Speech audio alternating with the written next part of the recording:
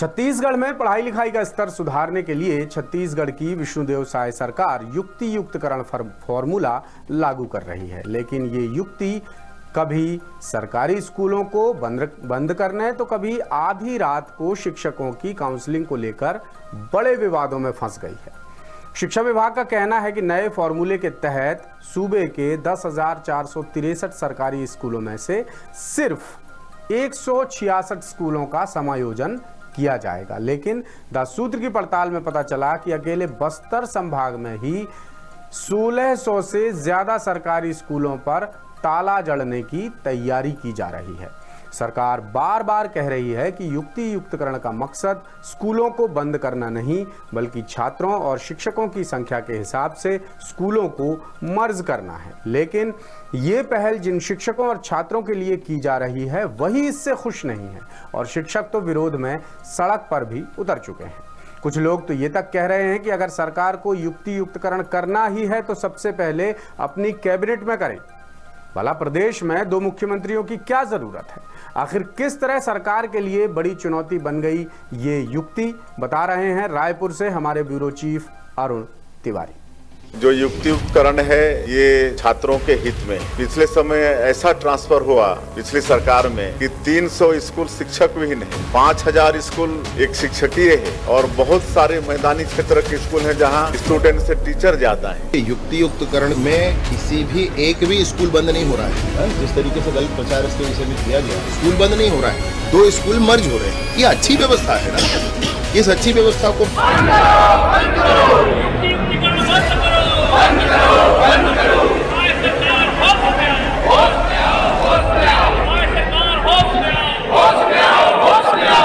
छत्तीसगढ़ में शिक्षकों और स्कूलों के युक्ति युक्तकरण की युक्ति साय सरकार के लिए बड़ी चुनौती बन गई है।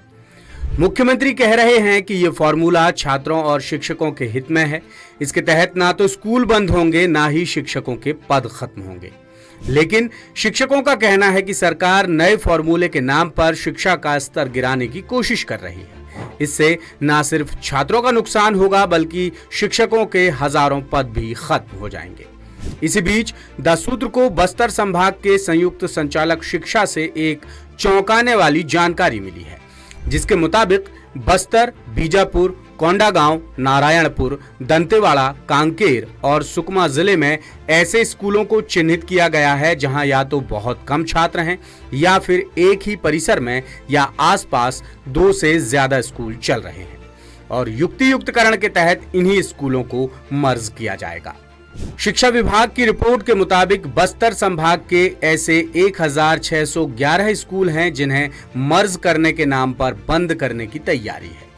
जिलेवार आंकड़ा देखें तो बस्तर के 274, बीजापुर के 65, कोंडागांव के 394, नारायणपुर के 80, दंतेवाड़ा के 76, कांकेर के 584 और सुकमा के 138 स्कूलों का युक्ति युक्तकरण किया जाएगा।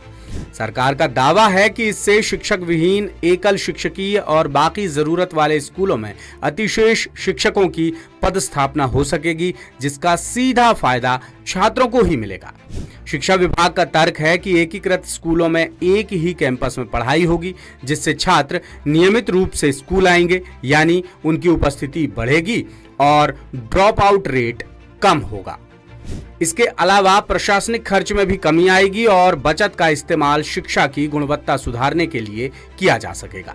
शिक्षा विभाग का कहना है कि छत्तीसगढ़ के कुल 10,443 सरकारी स्कूलों में से सिर्फ 166 स्कूलों का ही समायोजन होगा, जिनमें से ग्रामीण इलाके के 133 स्कूलों में छात्रों की संख्या 10 से भी कम है और 1 किलोमीटर के अंदर ही दूसरा स्कूल संचालित हो रहा है। इसी तरह शहरी क्षेत्र के 33 स्कूलों में 30 से भी कम छात्र दर्ज हैं और 500 मीटर के दायरे में दूसरा स्कूल चल रहा है।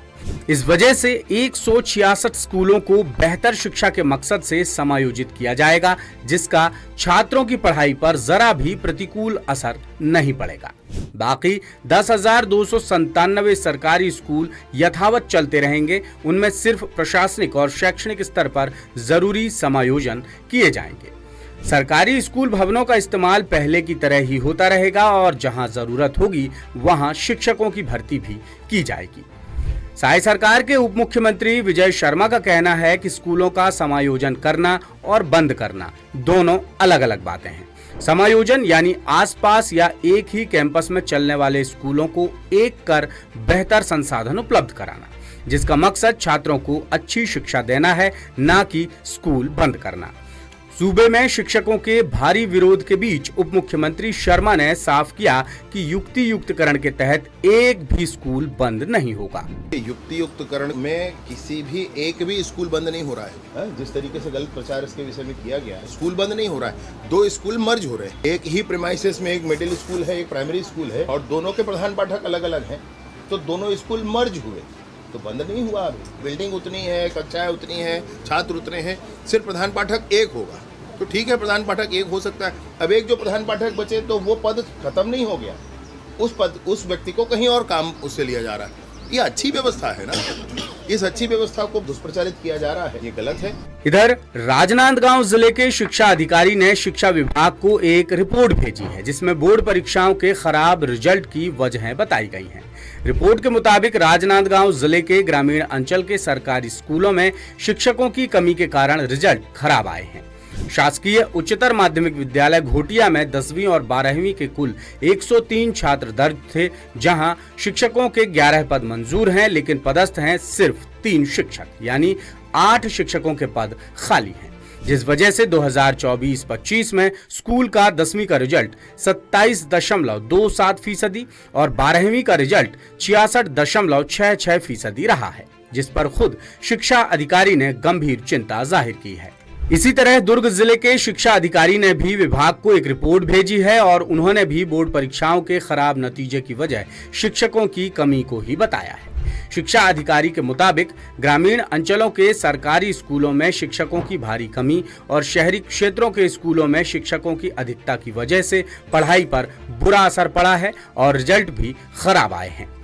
शासकीय हाई स्कूल मुरमुदा में 10वीं में कुल 63 छात्र दर्ज थे, जिनके लिए शिक्षकों के 6 पद मंजूर हैं, लेकिन यहां पदस्थ हैं तो सिर्फ 3 शिक्षक, जिस वजह से स्कूल का रिजल्ट सिर्फ 47.62% रहा है। इसी तरह शासकीय हाई स्कूल सिलतरा और बिरेझर में भी शिक्षकों के 6 पद मंजूर हैं, लेकिन एक भी पद नहीं भरा है, जिससे सिलतरा का रिजल्ट 36.59% और बिरेझर का रिजल्ट 35% रहा है। दूसरी तरफ शहरी क्षेत्र के स्कूलों में छात्रों की अपेक्षा शिक्षकों की संख्या जरूरत से ज्यादा बताई जा रही है। शासकीय पूर्व माध्यमिक शाला कैंप 1 भिलाई में 225 छात्रों के लिए शिक्षकों के 7 पदों की तुलना में 17 शिक्षक कार्यरत हैं। इसी तरह नेहरू शासकीय प्राथमिक शाला दुर्ग में 113 छात्रों के लिए 4 शिक्षकों के पद स्वीकृत हैं, जबकि यहां काम कर रहे हैं 11 शिक्षक।